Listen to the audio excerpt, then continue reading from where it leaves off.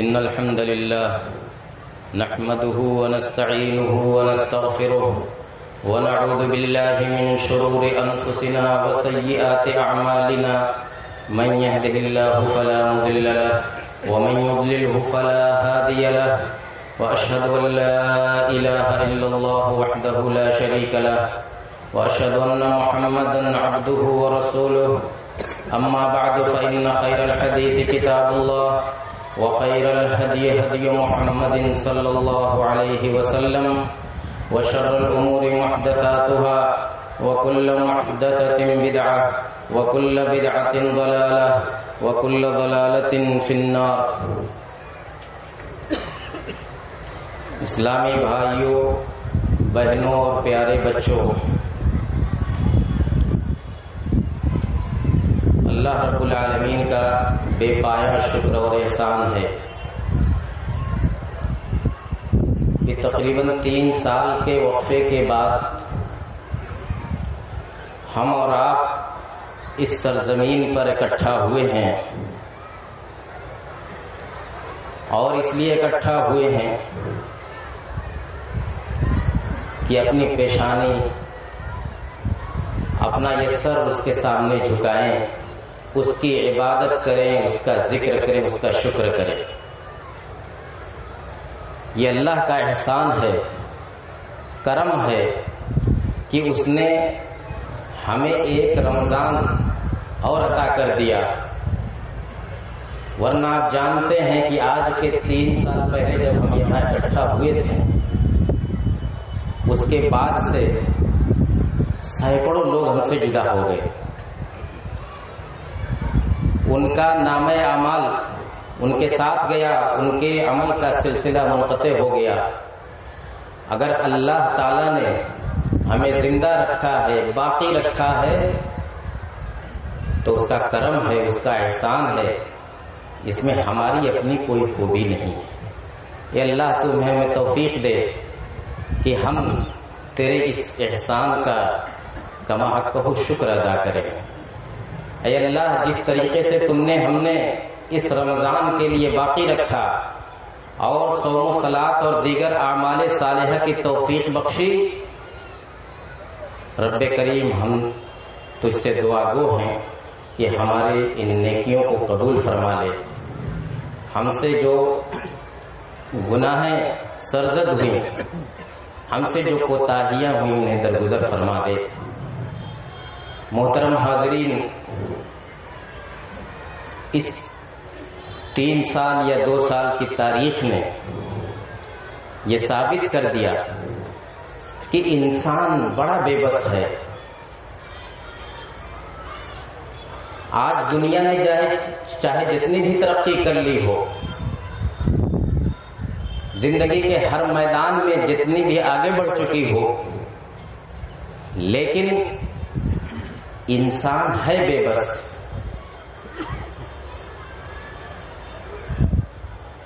سارے کے سارے سائنسداں، سارے کے سارے ڈاکٹر، سارے کے سارے حکمراں اس موقع پر بے بس نظر آئے.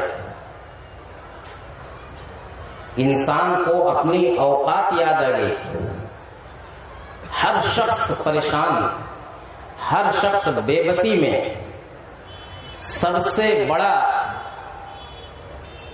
طاقتور سپر پاور ملک وہ سب سے زیادہ بے بس نظر آیا. وہاں سب سے زیادہ ہلاکتیں ہوئیں، کچھ کر نہیں سکے. جو لوگ رب ذوالجلال کو بھی چیلنج کرتے تھے، ان کو بھی سمجھ میں آ گیا کہ ہماری اوقات کیا ہے. انسان بڑا بے بس ہے. انسان مخلوق ہے، اور مخلوق کبھی خالق کا سامنا یا اس کا مقابلہ کرنے کی سوچ نہیں سکتی. میرے بھائیوں، ہم اور آپ اپنے اس وطن کے اندر جن حالات سے گزر رہے ہیں، وہ حالات ہمیں فکر مند کیے ہوئے ہیں. یہ بات ہر شخص محسوس کر رہا ہے. دن بدن ہماری فکر مندی بڑھتی جا رہی ہے. اچھی بات ہے، فکر مند ضرور ہوں لیکن مایوس نہ ہو، اور فکر مندی اس چیز کی کہ وہ کون سے اسباب ہیں جنہوں نے ہمیں یہاں تک پہنچایا ہے، ہم کیوں آج اس قدر بے بس، اس قدر مظلوم و مقہور ہیں، اس کے اسباب کیا ہیں، اس کی وجوہات کیا ہیں، ہم کن چیزوں کا تدارک کر سکتے ہیں اور ہم ان حالات میں کیا کر سکتے ہیں۔ مایوسی کی کوئی ضرورت نہیں ہے۔ ایک بات یاد رکھیں کہ حق اور باطل کی کشمکش یہ کوئی نئی چیز نہیں ہے، حق اور باطل کے درمیان مقابلہ آرائی یہ کوئی آج کی چیز نہیں ہے، یہ روز اول سے یہ چلا آ رہا ہے، اور حق والوں کو مٹانے کے لیے اور اس زمین سے اس کا صفایا کرنے کے لیے ہر دور میں باطل والوں نے کوششیں کی ہیں، لیکن نور خدا ہے کفر کی حرکت پہ خندزن، ٹھونکوں سے یہ چراغ بجھایا نہ جائے گا۔ یہ دین اللہ کا دین ہے میرے بھائیوں، اللہ تعالیٰ اپنے دین کی حفاظت کرتا ہے، اللہ تعالیٰ اپنے بندوں کی حفاظت کرتا ہے، اہل ایمان کی حفاظت کرتا ہے۔ اگر دنیا والوں کے بس میں ہوتا تو کبھی اس دین کو روئے زمین سے حرف غلط کی طرح مٹا چکے ہوتے۔ کتنی کوششیں کی، کتنی جد و جہد کی کہ اس کا آپ اندازہ نہیں لگا سکتے۔ عہد نبوی سے دیکھ لیجئے کیسے کیسے حالات کا سامنا کیا مسلمانوں نے، ایسے ایسے نازک موڑ آئے کہ لگتا تھا کہ بس اب اسلام کا اور مسلمانوں کا آخری دن ہے اس روئے زمین پر، لیکن اللہ تعالیٰ کی مشیت دیکھیے، غزوہ احزاب کو سامنے رکھیے، جب پورے عرب کے قبائل اکٹھا ہو کر کے مدینے پر حملہ کرنے کے لیے آئے تھے، تقریباً 10,000 کی تعداد، اور مدینے میں کل مسلمان صرف 3,000 تھے، 10,000 پورے عرب سے، جس میں یہودی بھی تھے، کفار تھے، مشرکین تھے، منافقین تھے، سب اکٹھا ہو کر کے آئے تھے۔ اسی لیے احزاب اس کا نام ہی رکھا گیا ہے کہ بہت سارے گروہ، بہت ساری پارٹیاں، بہت سارے مذاہب کے لوگ اس میں آئے تھے۔ کس لیے آئے تھے؟ کہ مدینے کا صفایا کر دیا جائے، اسلام کا صفایا کر دیا جائے، مسلمانوں کو اس روئے زمین سے مٹا دیا جائے۔ اسی وقت خندق کھودی گئی تھی، اور تقریباً 1 مہینے تک مدینے کا محاصرہ کیے ہوئے تھے، مدینے کو گھیرے ہوئے تھے، سخت سردی کا عالم تھا۔ مسلمانوں کا حال کیا تھا میں اس کی تفصیل میں نہیں جا سکتا، قرآن نے اس کا نقشہ کھینچ دیا ہے چند آیتوں میں وہ آیت پڑھ دے رہا ہوں۔ اذ جاءوکم من فوقکم ومن اسفل منکم واذ زاغت الابصار وبلغت القلوب الحناجر وتظنون بالله الظنونا هنالك ابتلي المؤمنون وزلزلوا زلزالا شديدا۔ کہ مسلمانوں اس وقت کو یاد کرو، غزوہ احزاب کے اندر جب وہ تمہارے پاس آ گئے، اوپر سے بھی آئے، نیچے سے بھی آئے، یعنی ہر طرف سے آئے، اور اس وقت آنکھیں پتھرا گئی تھیں، وَإِذَاغَتِ الْأَبْصَارُ وَبَلَغَتِ الْقُلُوبُ الْحَنَاجِرَ، کلیجے منہ کو آ گئے تھے، وَتَظُنُّونَ بِاللَّهِ الظُّنُونَ، اور تم اللہ کے بارے میں طرح طرح کے گمان کرنے لگے تھے۔ هُنَالِكَ ابْتُلِيَ الْمُؤْمِنُونَ، مسلمان بڑی آزمائش میں تھے۔ وَزُلْزِلُوا زِلْزَالًا شَدِيدًا، بالکل جھنجھوڑ کر کے رکھ دیے گئے تھے، ہلا دیے گئے تھے۔ زلزال کا لفظ، زلزلہ کا لفظ آپ جانتے ہیں اس کا کیا مفہوم ہوتا ہے، یہ قرآن کی تعبیر ہے، یہ اللہ رب العالمین کا کلام ہے کہ زلزلوا زلزالا شدیدا، کہ مسلمان بالکل ہلا کر کے رکھ دیے گئے تھے۔ منافقین اور یہود بات کر رہے تھے آپس میں کہ اب مسلمانوں کا صفایا یقینی ہے، اور مسلمان بچ نہیں سکتے۔ کیا ہوا؟ 1 مہینے کا محاصرہ رہا، اللہ تعالیٰ نے مسلمانوں کی مدد کی، اذ جاءتکم جنود فارسلنا علیہم ریحا وجنودا لم تروها، ایک تیز آندھی اللہ تعالیٰ نے بھیج دی اور فرشتوں کی فوج بھیج دی، اور دیکھتے دیکھتے یہ ساری پارٹیاں، یہ سارے گروہ تتر بتر ہو گئے، کسی طرح سے جان بچا کر کے بھاگے۔ اسلام پھلا پھولا، مٹ گیا اسلام، ختم ہو گیا؟ نہیں۔ جب نبی اکرم جناب محمد الرسول اللہ صلی اللہ علیہ وسلم کا انتقال ہوتا ہے تو ایک بار پھر دشمنان اسلام کو یہ امید ان کے دلوں کے اندر جاگ اٹھتی ہے کہ اب اسلام کا خاتمہ کیا جا سکتا ہے۔ مدینے کا حال اس وقت مت پوچھیے، لوگ گھبرائے تھے۔ مدینے کے آس پاس کے جو قبائل تھے، جو اللہ کے نبی صلی اللہ علیہ وسلم کے زمانے میں مسلمان تھے، جو ڈاماڈول تھے اسلام کے اندر، انہوں نے جب دیکھا کہ نبی کا انتقال ہو گیا ہے تو انہوں نے اسلام چھوڑ دیا، مرتد ہو گئے۔ یہی نہیں بلکہ مدینے پر حملہ کرنے کا پلان بنانے لگے۔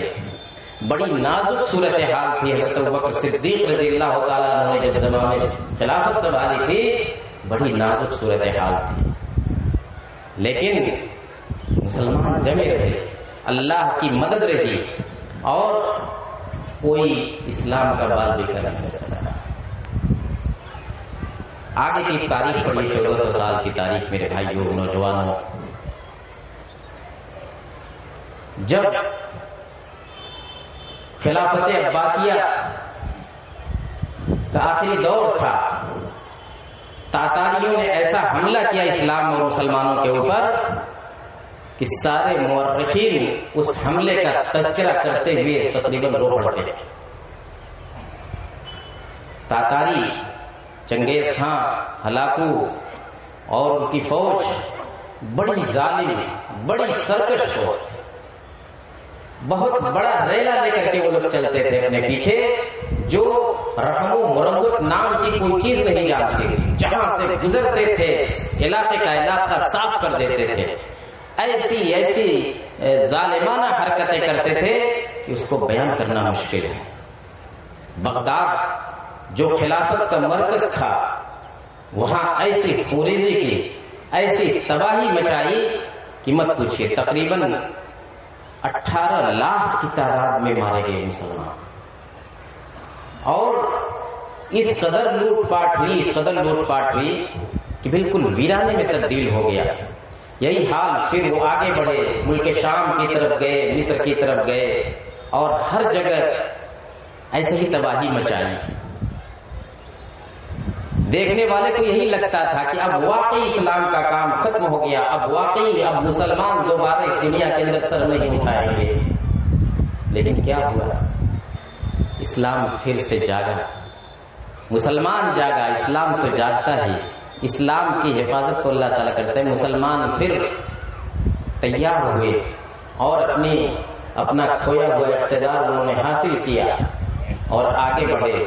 خلافت عباسیہ گرچہ ختم ہو گئی، لیکن اس کی جگہ بڑی جلد خلافت عثمانیہ قائم ہو گئی، اور صدیوں چلے۔ اسی اثنا میں صلیبی جنگیں بھی ہوئی میرے بھائیوں۔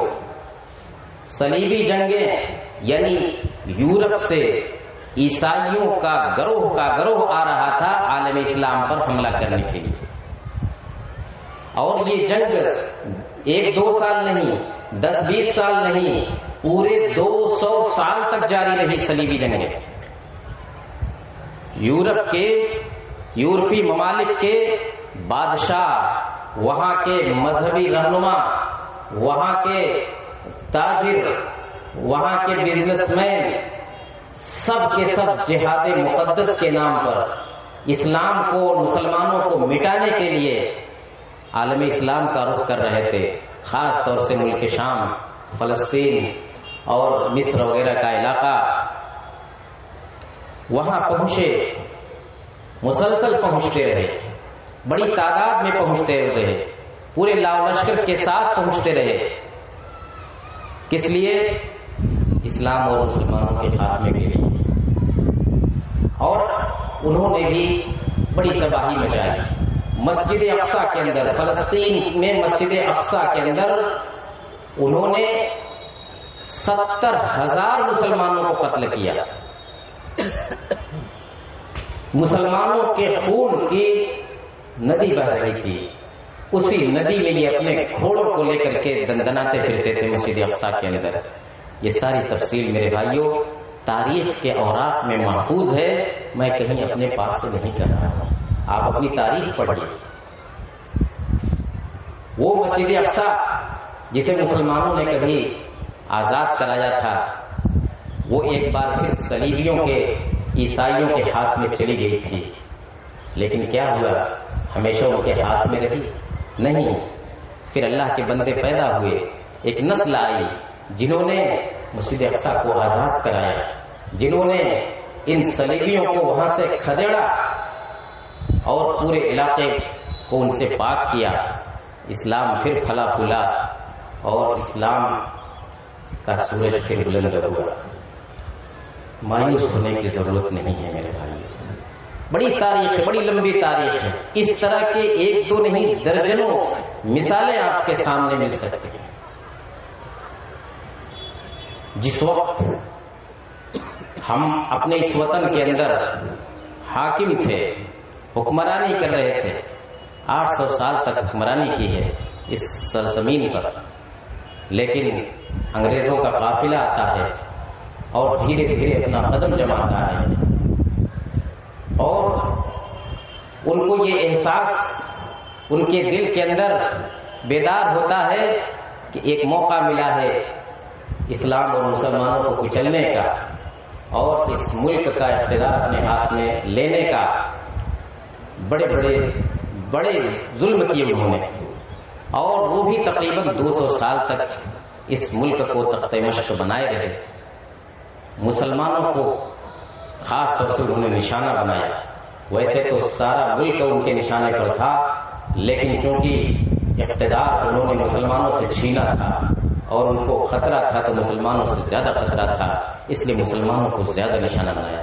لاکھوں کی تعداد میں مسلمانوں نے قربانی دی، لاکھوں کی تعداد میں قربانی دی. پوری تاریخ گواہ ہے. لگتا یہ تھا کہ اب اسلام کا خاتمہ کر کے یہ انگریز یہاں سے جائیں گے، لیکن اللہ کا شکر ہے، اس کا احسان ہے کہ وہ نامراد واپس گئے. مسلمان اس ملک میں بھی ہیں، آس پاس کے ممالک میں بھی ہیں. اللہ تعالیٰ اپنے دین کی حفاظت کرتا ہے. میرے بھائیوں، دوستوں، عزیزوں، ماں اور بہنوں، ہمیں اگر کسی چیز کی ضرورت ہے تو فکر کرنے کی ضرورت ہے، مایوس ہونے کی ضرورت نہیں. ہم صرف 2 قاعدے یاد رکھیں کہ ہماری عزت اور ذلت کا معیار کچھ اور ہے، دوسروں کے یہاں عزت اور ذلت کا معیار کچھ اور ہے. ہماری ترقی اور تنزلی کچھ اور ہے، دوسروں کی ترقی اور تنزلی کچھ اور ہے. اور یہ چیز جگہ جگہ قرآن میں بیان کی گئی ہے، پیارے نبی صلی اللہ علیہ وسلم کی حدیثوں میں بیان کی گئی ہے. آپ ابھی پورے رمضان آپ نے جو قنوت پڑھی ہے، دعائے قنوت پڑھی ہے، اس میں آپ نے وہ ضابطہ پڑھا ہے. وہ کیا ہے؟ انہ لا یذل من والیت ولا یعز من عادیت. اسی 2 جملے کے اندر اس ضابطے کو بیان کر دیا گیا. افسوس کی بات یہ ہے کہ ہم سال دعائیں پڑھتے ہیں، پورے سال ہم سورہ فاتحہ پڑھتے ہیں، قرآن کی آیتیں پڑھتے ہیں، لیکن اس کا مطلب نہیں سمجھنے کی کوشش کرتے. انہ لا یذل من والیت. اللہ تعالیٰ نے اس دعا کے اندر یہ بتلایا ہے، کہا بندہ مخاطب کر کے اللہ تعالیٰ کہتا ہے کہ اے اللہ، جس کا تو محافظ ہو، جس کا تو معین و مددگار ہو، وہ کبھی ذلیل نہیں ہو سکتا، وہ کبھی ذلیل و خوار نہیں ہو سکتا. اور ولا یعز من عادیت، جس کا تو دشمن ہو جائے وہ کبھی عزیز نہیں ہو سکتا، کبھی طاقتور نہیں ہو سکتا، کبھی سر اٹھا کر کے نہیں چل سکتا. عزت اور ذلت کا یہی معیار ہے. اللہ تعالیٰ سے سارا معاملہ جڑا ہوا ہے. وَتُعِزُّ مَن تَشَاءُ وَتُذِلُّ مَن تَشَاءُ بِيَدِكَ الْخَيْرُ إِنَّكَ عَلَىٰ كُلِّ شَيْءٍ قَدِيرٌ. مولا کریم تو جس کو چاہتا ہے عزت دیتا ہے، جس کو چاہتا ہے ذلیل کرتا ہے، سارا خیر تیرے ہاتھ میں ہے، تیری تو ہر چیز پر قدرت رکھتا ہے۔ یہ ایک ضابطہ ہوا۔ دوسرا ضابطہ یہ جسے ہمیں ہمیشہ یاد رکھنا ہے کہ یہ اسلام کبھی مٹ نہیں سکتا اس روئے زمین پر۔ مسلمان تو کمزور ہو سکتے ہیں، مسلمان مغلوب ہو سکتے ہیں، مسلمان کسی ایک علاقے سے کلی طور پر ختم ہو سکتے ہیں، لیکن اسلام کو کوئی ختم نہیں کر سکتا۔ اگر ختم کر سکتا تھا تو آج 1400 سال کے بعد ہم اتنی بڑی تعداد میں یہاں نہ ہوتے۔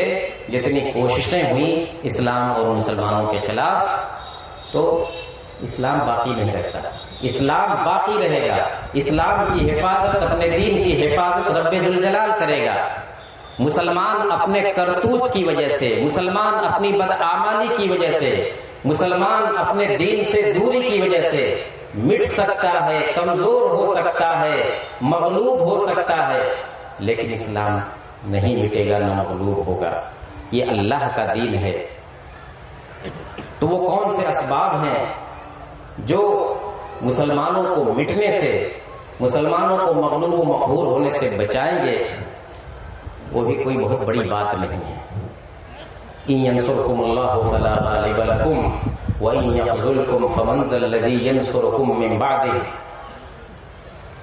اگر اللہ تمہارا معین و مددگار رہے گا تو دنیا کی کوئی طاقت تمہارے اوپر غالب نہیں آ سکتی، اور اگر اللہ تم کو چھوڑ دے گا فَمَنْ ذَا الَّذِي يَنْصُرُكُمْ مِنْ بَعْدِهِ، دنیا کی کون طاقت ایسی ہے جو تم کو تمہاری مدد کر سکے، تم کو بچا سکے؟ میرے بھائیوں، جب انسان اقتدار میں ہوتا ہے، جب انسان کو طاقت حاصل ہوتی ہے تو اس کے اندر بڑا غرور آ جاتا ہے، اور اس کو لگتا ہے کہ ہم اپنے مخالف کو ختم کر دیں گے۔ اور یہ بھی کوئی نئی چیز نہیں ہے۔ اقتدار کا نشہ ایسا ہوتا ہے جو صاحب اقتدار کو یہ اس وہم و گمان میں مبتلا کرتا ہے کہ ہم دوسروں کو تہہ تیغ کر سکتے ہیں، نیست و نابود کر سکتے ہیں، اور کوششیں کرتے ہیں۔ اقتدار والے ہمیشہ سے کرتے رہے ہیں اور کرتے رہیں گے، لیکن وہ خود مٹ جاتے ہیں، وہ خود مٹ جاتے ہیں، مٹا نہیں پاتے۔ فَأَمَّا عَادٌ فَاسْتَكْبَرُوا فِي الْأَرْضِ بِغَيْرِ الْحَقِّ وَقَالُوا مَنْ أَشَدُّ مِنَّا قُوَّةً۔ قوم عاد نے کہا تھا کہ ہم سے طاقتور ہے کوئی؟ مائی کلام دنیا کے اندر من اشد منا قوة، ہے کوئی ہم سے طاقتور؟ اولم يروا ان اللہ الذي خلقهم هو اشد منهم قوة۔ یہ ڈائریکٹ اللہ تعالیٰ کو للکارا تھا انہوں نے۔ اللہ تعالیٰ کہتا ہے کہ کیا ان کو پتا نہیں کہ جس رب نے ان کو پیدا کیا ان سے زیادہ طاقتور ہے؟ کہاں گئے قوم عاد؟ کہاں گئی قوم ثمود؟ کہاں گیا فرعون؟ کہاں گیا حامان؟ کہاں گیا قارون؟ سب مٹ گئے۔ ایسے ہی ہر دور کے ظالم مٹیں گے، شرط یہ ہے کہ مظلوم جو ہیں وہ اپنے اندر اتنی اسپرٹ پیدا کریں کہ اللہ کی مدد ان کو حاصل ہو۔ مایوس نہ ہو میرے بھائیوں نوجوانوں، فکر کریں کہ ہم اپنی حفاظت کیسے کریں گے۔ ہماری حفاظت کا وہی ایک معیار ہے، ہم اپنے رب سے، ہم اپنے دین سے اور ہم اپنی شریعت سے جس قدر زیادہ قریب ہوں گے اللہ کی حفاظت ہم کو شامل ہوگی۔ آخر میں ایک بات خواتین سے کر کے میں خطبہ مکمل کروں گا۔ خواتین نے اس وقفے میں دیکھا کہ بہت سارے مسائل جو اٹھائے گئے وطن کے اندر مسلمانوں کے تعلق سے، ایک مسئلہ حجاب کا بھی اٹھایا گیا تھا، بڑی شدت سے اٹھایا گیا اور ابھی بھی اٹھا ہوا ہے وہ مسئلہ۔ اور آپ جانتے ہیں، خواتین بھی جانتی ہیں کہ ہماری بہنوں نے کس طریقے سے اس واقعے کا مقابلہ کیا اور کس طریقے سے اپنے دین پر، اپنی تہذیب پر، اپنی ثقافت پر جمی رہی، لیکن اپنے سر کا تاج، اپنے سر سے دوپٹہ، اپنے سر سے حجاب اترنے نہیں دیا۔ بہت ساری قربانیاں پیش کر دی ہماری بہنوں نے، لیکن انہوں نے ثابت کر دیا کہ دین کے ساتھ، ایمان کے ساتھ، عقیدے کے ساتھ کوئی سمجھوتا نہیں کریں گے۔ تو کیا ہم اپنی ماں اور بہنوں سے یہ توقع رکھیں کہ وہ بھی اپنے سر سے اپنا آنچل نہیں اترنے دیں گی، وہ بھی اپنے سر سے اپنا دوپٹہ نہیں ہٹنے دیں گی، اپنا حجاب نہیں ہٹنے دیں گی؟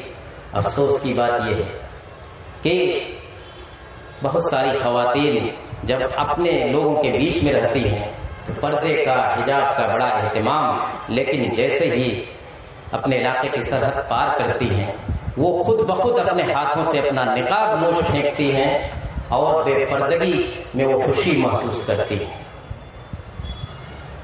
یہ ایک ابلیسی کوشش ہے۔ ابلیس نے اول دن سے انسان کو بے حجاب ہی نہیں بلکہ بے لباس کرنے کی کوشش کی ہے۔ جنت کے اندر آدم اور حوا پر اس نے اپنا حربہ آزمایا، ينزع عنہما لباسہما لیریہما سوآتہما، آدم اور حوا کا بھی لباس اس نے اتروا دیا تھا۔ ابلیس نے قسم کھا رکھی ہے کہ انسان کو گمراہ کرنے کی کوئی بھی شکل ہوگی ہم چھوڑیں گے۔ تو یہ ایک ابلیسی کوشش ہے، اس کی پوری تاریخ ہے، یہ بھی کوئی نئی چیز نہیں ہے، گھبرانے کی چیز نہیں ہے۔ ہمیں جو کچھ کرنا ہے وہ یہ، خاص طور سے ہماری بہنیں، کہ وہ اپنے ہاتھ سے یہ اپنا حجاب نہ اتاریں، اپنی عفت و عصمت کی حفاظت کریں۔ ہے تیری نسوانیت کا باق پن شرم و حیا، ہے تیری نسوانیت کا باق پن شرم و حیا، رنگ بن کر وقت کے سینی دریچوں پر نہ جھولی، مانگتی ہے مغربی تہذیب سے تو روشنی، مانگتی ہے مغربی تہذیب سے تو روشنی، ظلمت شب سے نہیں ممکن اجالے کا حصول۔ یہ ہمارے فضا صاحب کے اشعار ہیں۔ آگے کہتے ہیں کہ یہ قلب یہ رقص گاہیں، یہ قلب یہ رقص گاہیں، یہ لبے ساحل، یہ پار سارے جم ہم ہیں، یہ افرنگی تمدن کے حضور۔ تو یہ افرنگی تمدن ہے، یہ دوسروں کا شیوا ہے، یہ دوسروں کی دعوت ہے۔ ہم اپنے دین کی حفاظت کریں۔ اللہ رب العالمین ہمیں اپنے دین پر، اپنے مذہب پر، اپنے عقیدے پر مضبوطی سے قائم رکھے۔ مولا کریم ہم تم سے دعا گو ہیں کہ اللہ تعالیٰ تو نے ہمیں توفیق دی اس ماہ مبارک کے صیام کی، قیام کی اور بہت سارے نیک اعمال کی۔ کہ اللہ تعالیٰ تو ہماری ان ٹوٹی پھوٹی عبادتوں کو قبول فرما لے۔ ہم سے جو کمی ہوئی ہے، جو کوتاہی ہوئی ہے، اللہ تعالیٰ سے درگزر کر دے۔ تیری رحمت بڑی وسیع ہے۔ یہ اللہ تعالیٰ تو ہی ہمارا محافظ ہے، تو ہی ہماری عبادت گاہوں کا محافظ ہے، تو ہی ہماری درسہ گاہوں کا محافظ ہے، تو ہی ہمارے عقیدے کا محافظ ہے، تو ہی ہماری جانوں کا محافظ ہے۔ اے اللہ تعالیٰ ہم تیرے سوا کسی اور کے سامنے ہاتھ نہیں پھیلاتے۔ اے اللہ تعالیٰ ہم تیرے ساتھ شرک نہیں کرتے۔ اے اللہ تعالیٰ ہم گناہ ہیں، ہم سے سرزد ہوتے ہیں لیکن ہم شرک نہیں کرتے۔ اے اللہ تو ہماری حفاظت کرنا۔ اے اللہ تعالیٰ تو ہمارے عقیدے کی، ہمارے تشخص کی عبادت کی حفاظت کرنا۔ اے اللہ تعالیٰ ہم اگر راہ راستہ سے ہٹ جائیں تو راہ راستہ پر ہمیں واپس آنے کی توفیق عطا فرما۔ اے اللہ تعالیٰ جو گمراہ ہے، راہ راستہ سے ہٹے ہوئے ان کو راہ راستہ پر واپس لے آ دے۔